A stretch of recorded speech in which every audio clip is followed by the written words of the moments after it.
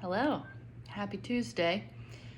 Just hanging out here with this guy who is from Great Wolf Lodge, which is closed, so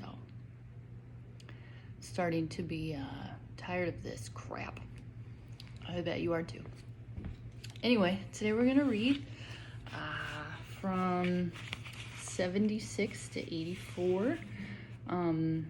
Thanks for watching my videos. I know they're really terrible.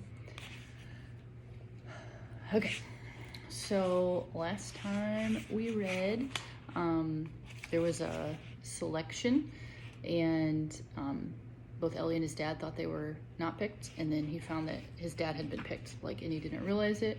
And then there was another selection, and his dad passed that one, and so he was not selected.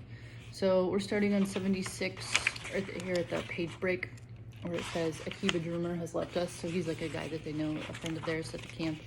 So we're reading from 76 to 84. Okay, here we go.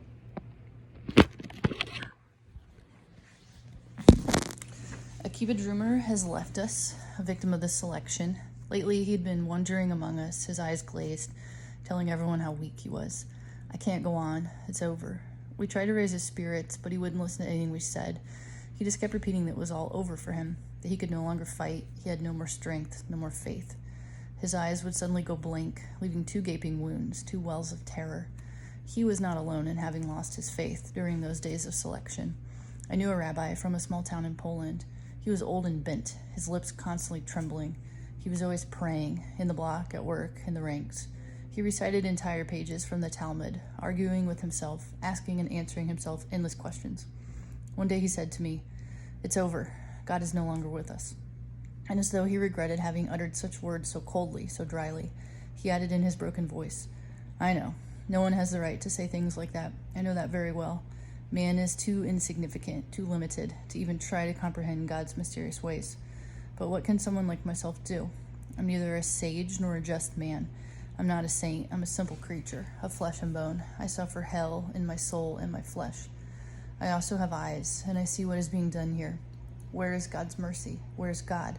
How can I believe? How can anyone believe in this God of mercy?" Poor Akiba Drummer. If only he could have kept his faith in God, if only he could have considered this suffering a divine test, he would not have been swept away by the selection. But as soon as he felt the first chinks in his faith, he lost all incentive to fight and opened the door to death. When the selection came, he was doomed from the start, offering his neck to the executioner, as it were.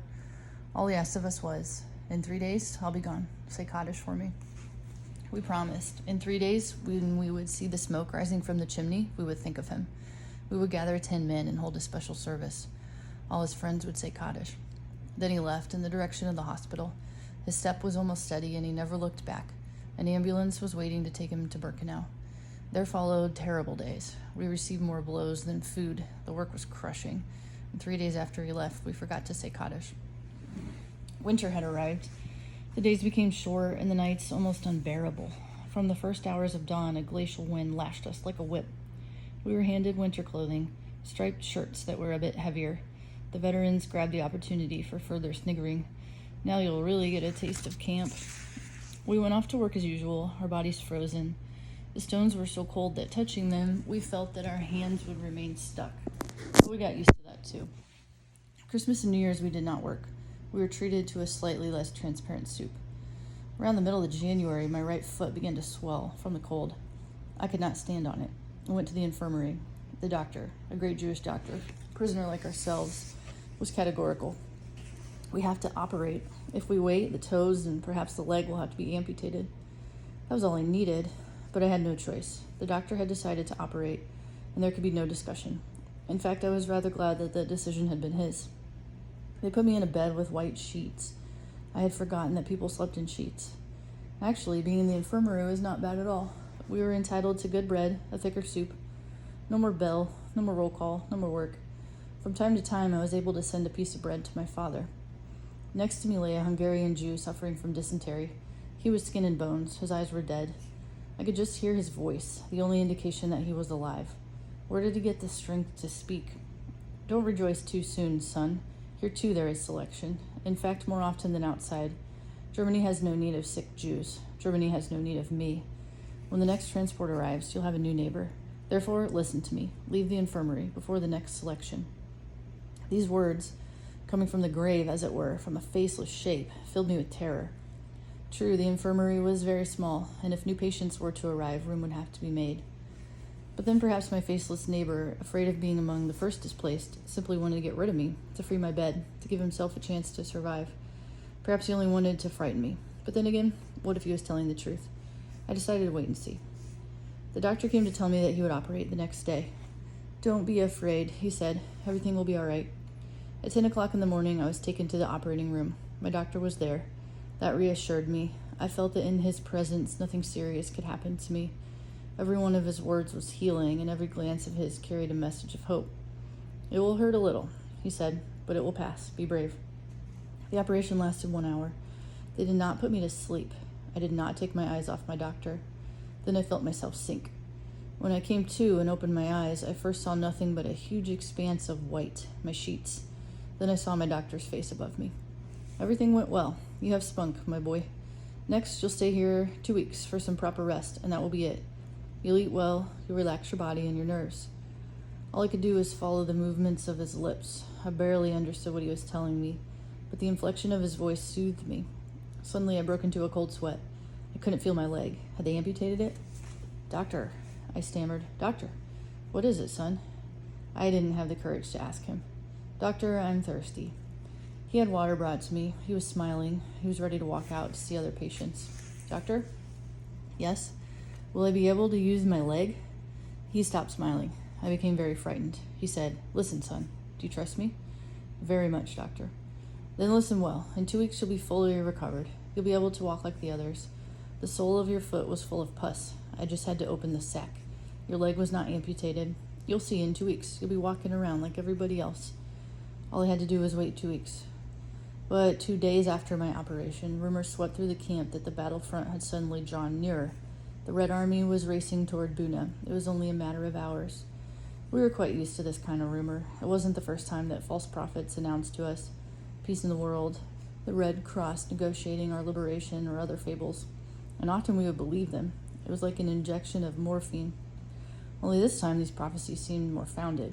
During the last nights, we'd heard the cannons in the distance. My faceless neighbor spoke up. "Don't be deluded. Hitler has made it clear that he will annihilate all Jews before the clock strikes 12. I exploded. "What do you care what he said? Would you want us to consider him a prophet?" His cold eyes stared at me. At last he said warily, "I have more faith in Hitler than in anyone else. He alone has kept his promises, all his promises, to the Jewish people." Top of 81. That afternoon at 4 o'clock, as usual, the bell called all the Blockel tests for their daily report. They came back shattered. They had difficulty opening their mouths. All they could utter was one word: evacuation. The camp was going to be emptied, and we would be sent to the rear. Where to? Somewhere in deepest Germany, to other camps. There was no shortage of them. When? Tomorrow night. Perhaps the Russians will arrive before. Perhaps. We knew perfectly well they would not. The camp had become a hive of activity. People were running, calling to one another. In every block, the inmates prepared for the journey ahead. I'd forgotten about my lame foot. A doctor came into the room and announced, "Tomorrow, right after nightfall, camp will start on its march, block by block. The sick can remain in the infirmary. They will not be evacuated." That news made us wonder. Were the SS really going to leave hundreds of prisoners behind in the infirmaries, pending the arrival of their liberators? Were they really going to allow Jews to hear the clock strike 12? Of course not. "All the patients will be finished off on the spot," said the faceless one, "and in one last swoop thrown into the furnaces." "Surely the camp will be mined," said another. "Right after the evacuation, it will all blow up." As for me, I was thinking not about death, but about not wanting to be separated from my father. We'd already suffered so much, endured so much together. This was not the moment to separate. I ran outside to look for him. The snow was piled high, the block's windows veiled in frost. Holding a shoe in my hand, for I could not put it on my right foot, I ran, feeling neither pain nor cold. "What are we going to do?" My father didn't answer. "What are we going to do?" He was lost in thought. The choice was in our hands. For once, we could decide our fate for ourselves. To stay, both of us, in the infirmary, where, thanks to my doctor, he could enter as either a patient or a medic. I'd made up my mind to accompany my father wherever he went. "Well, Father, what do we do?"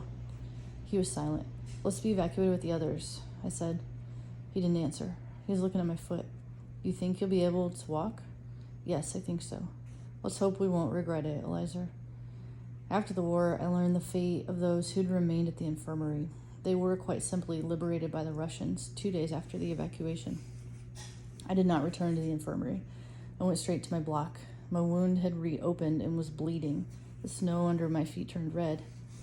The blockholdtest distributed double rations of bread and margarine for the road. We could take as much clothing from the store as we wanted. It was cold. We got into our bunks. The last night in Buna. Once more, the last night. The last night at home, the last night in the ghetto, the last night in the cattle car, and now the last night in Buna. How much longer would our lives be lived from one last night to the next? I didn't sleep. Through the frosty window panes, we could see flashes of red. Cannon shots broke the silence of night. How close the Russians were. Between them and us, one night, our last. There was whispering from one bunk to the other. With a little luck, the Russians would be here before the evacuation. Hope was still alive. Someone called out, "Try to sleep. Gather your strength for the journey." It reminded me of my mother's last recommendations in the ghetto, but I couldn't fall asleep. My foot was on fire. In the morning, the camp did not look the same. The prisoners showed up in all kinds of strange garb. It looked like a masquerade. We each had put on several garments, one over the other, to better protect ourselves from the cold. Poor clowns, wider than tall, more dead than alive. Poor creatures whose ghostly faces peeked out from layers of prisoners' clothes. Poor clowns. I tried to find a very large shoe, in vain. I tore my blanket and wrapped it around my foot. Then I went off to wander through the camp in search of a little more bread and a few potatoes. Some people said we would be going to Czechoslovakia. No to Grossrosen. No to Gliwitz. No to... 2 o'clock in the afternoon. The snow continued to fall heavily. Now the hours were passing quickly. Dusk had fallen. Daylight disappeared into a gray mist. Suddenly the blockholdtest remembered that we had forgotten to clean the block. He commanded 4 prisoners to mop the floor 1 hour before leaving camp. Why? For whom? For the liberating army, he told us. Let them know that here lived men and not pigs. So we were men after all? The block was clean from top to bottom. At 6 o'clock the bell rang. The death knell, the funeral. The procession was beginning its march. Fall in, quickly. In a few moments we stood in ranks, block by block. Night had fallen. Everything was happening according to plan. The searchlights came on. Hundreds of SS appeared out of the darkness, accompanied by police dogs. The snow continued to fall. The gates of the camp opened. It seemed as though an even darker night was waiting for us on the other side. The first blocks began to march. We waited. We had to await the exodus of the 56 blocks that preceded us. It was very cold. In my pocket, I had 2 pieces of bread. How I would have liked to eat them, but I knew I must not yet. Our turn was coming. Block 53, Block 55, Block 57, forward, march. It snowed on and on. Okay, that was it. All right, well, hope you guys are good. I miss you. Hope to see you soon. Hope to talk to you soon.